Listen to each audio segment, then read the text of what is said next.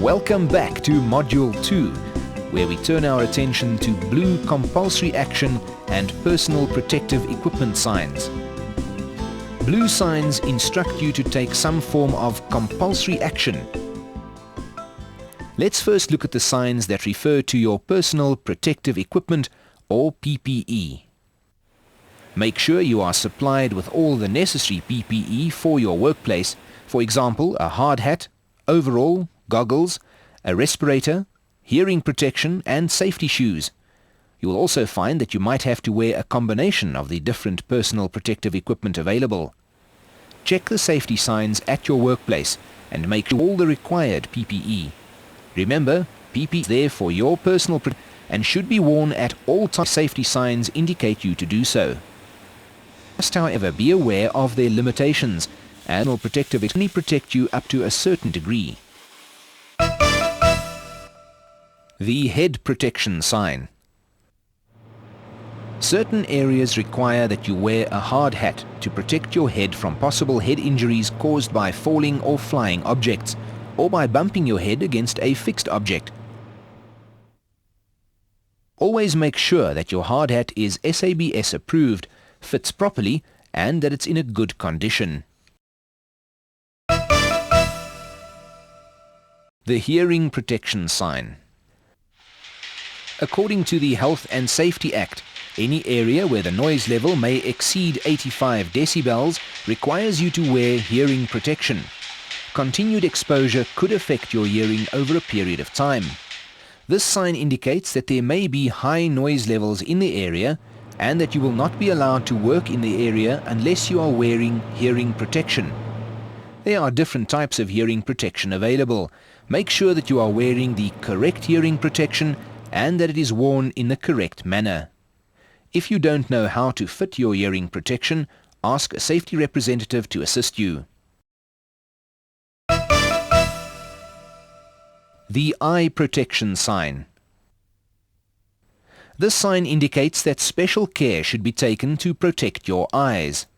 There are different types of eye protection, for example goggles and spectacles. They are designed to protect your eyes against impact, dust, chemicals, and so forth. Make sure that you have the correct eye protection for the specific hazard or task you are performing. Also make sure that your eye protection fits properly.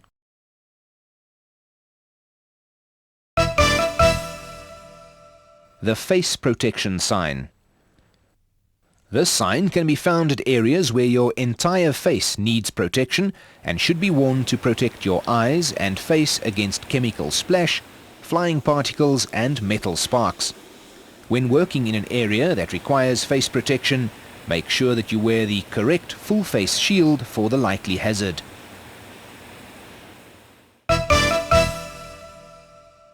The respiratory protection sign. In and around some workplaces, there could be harmful substances such as dust, mists, metal fumes, vapors, and gas. If these substances are inhaled, it could severely affect your health. Any area where the concentration of hazardous substances may accidentally exceed the recommended limit is zoned as a respirator zone. A respirator is a device that purifies the air in order for you to breathe clean air. This respirator sign indicates that no person is allowed to enter or remain in the area unless he or she is wearing the required respiratory protective equipment. There are various types of respirators available. Make sure that your respirator is of suitable type for the likely hazard and that it fits snugly against your face. If you have not received training in the selection and use of respirators, you must ask the safety representative to assist you. The dust mask sign. Dust can be very hazardous to your health. Wherever you see this sign, make sure that you wear a dust mask for your own safety's sake. Also make sure that the dust mask you are wearing is of good quality. Do not wear masks that are torn or in a bad condition. The hand protection sign. This sign indicates that you should protect your hands by wearing gloves. There are different gloves available for different types of hazards. Make sure you are wearing the proper gloves for the likely hazard. The apron sign. In certain instances, you have to wear an apron to protect your body against hazards such as chemicals and extreme heat or cold. When noticing this sign, make sure you are wearing the proper apron for the likely hazard. An apron would also be worn with a combination of other personal protective equipment such as gloves, leg covers, and so forth. Check the requirements for your workplace.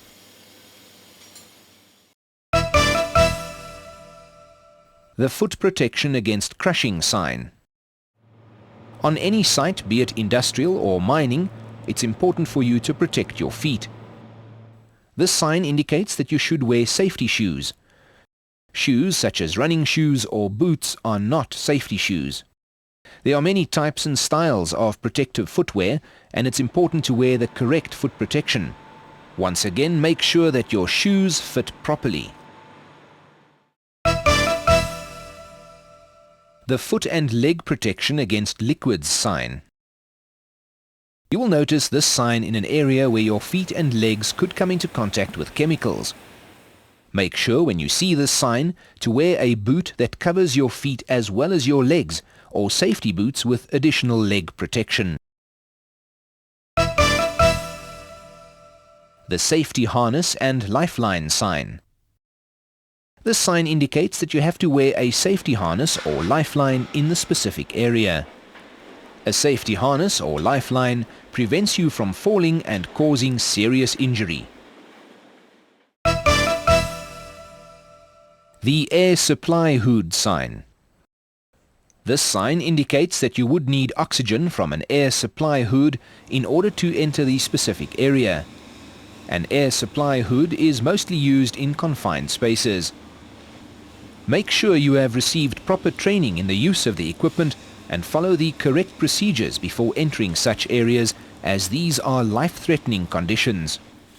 You can learn more about personal protective equipment in another module available in this series. The air extraction sign. In certain areas, harmful air has to be extracted or extra ventilation is needed. This sign indicates that there is an exhaust column in the area that can be used to extract harmful air. You might also be required to wear a respirator. The keep area clean sign. Rubbish lying around is not only an environmental problem, but can also be a safety and fire hazard. Throw rubbish in the proper bins provided. If your company recycles, make sure that you dispose of rubbish in the correct bins. Your company will have different bins for different materials. The screening sign. This sign indicates that a screen should be used around the area you are working in. A screen is often used when welding or grinding takes place, as it protects people from flying particles, metal sparks, or harmful light emitted. This concludes Module 2 on blue safety signs. In Module 3, you can learn more about red circle signs. If you're unsure about any of the signs, discuss it with your training officer or safety representative.